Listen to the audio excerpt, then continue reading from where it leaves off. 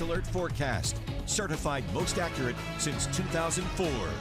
Incredible views there from California. And actually, we will see a little bit of that energy moving our direction. It's just we're not going to use it for snow here across northeast Ohio. Eventually, it will fuel some better opportunities for showers and thunderstorms early this next week. For now, we're still dealing with the moisture from the rain that fell at this time yesterday. So that's contributing to areas of patchy fog across northeast Ohio. Not everybody is going to be dealing with the foggy conditions early tomorrow morning, but we will still be dealing with the clouds likely through the first half of the day tomorrow. Then dry air starts to arrive. It'll eat away at that cloud cover, and eventually we will be bringing back a little bit more of that sunshine. Warming temperatures in the morning from the 40s, likely back into the 60s for most once we get into tomorrow afternoon. So here's a live look outside. This is our new First Alert camera out in Madison. It's at the Holiday Inn Express. So what you're looking at there is I-90. And if you look in the lights, you can just tell things are a little bit more hazy.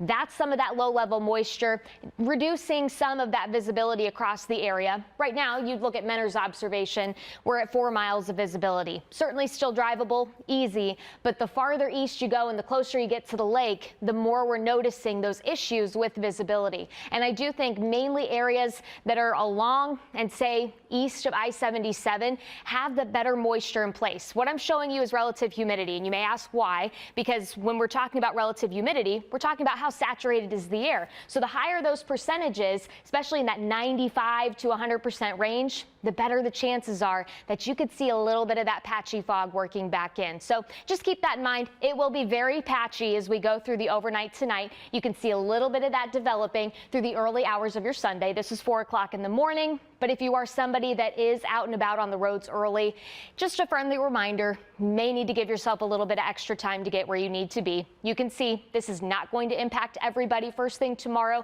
and it will clear out of here pretty quickly. And that is the result of some of that drier air working back in. So plan on a few more clouds around. Usually these systems take a little bit longer to clear the cloud cover out than sometimes what forecasts will portray. So temperatures may be a little bit slower to warm into the low to mid 50s, but I do think once we get into the afternoon, more of us are going to be aiming for the lower 60s for your daytime highs. Winds will be light out of the southeast, about 5 to 10 miles per hour, and we're only going to gain ground going from here. Monday, the warmest day that we are going to see. Many of us are going to reach the upper 60s, if not the lower 70s, thanks to plenty of sunshine working back into the region. But things will start to change by Tuesday. Remember, I said we're going to be dealing with a little bit of that moisture and energy from that system out in California. That's going to fuel some rain and potentially a few thunderstorm chances for us.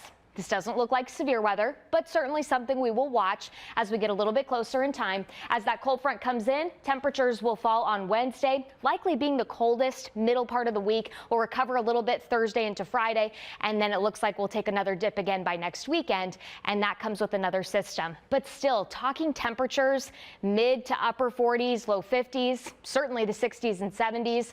Well above average for where we should be for this time of the year. So enjoy this very spring-like pattern, especially tomorrow. And really, if you can get an excuse to be outside on Monday, take full advantage of it. Overnights aren't going to dip too chilly Monday night. We're going to be back into the lower 50s. There are some better opportunities for rain early Tuesday morning. But again, the storm chance likely going to hold off until Tuesday evening as that front comes through.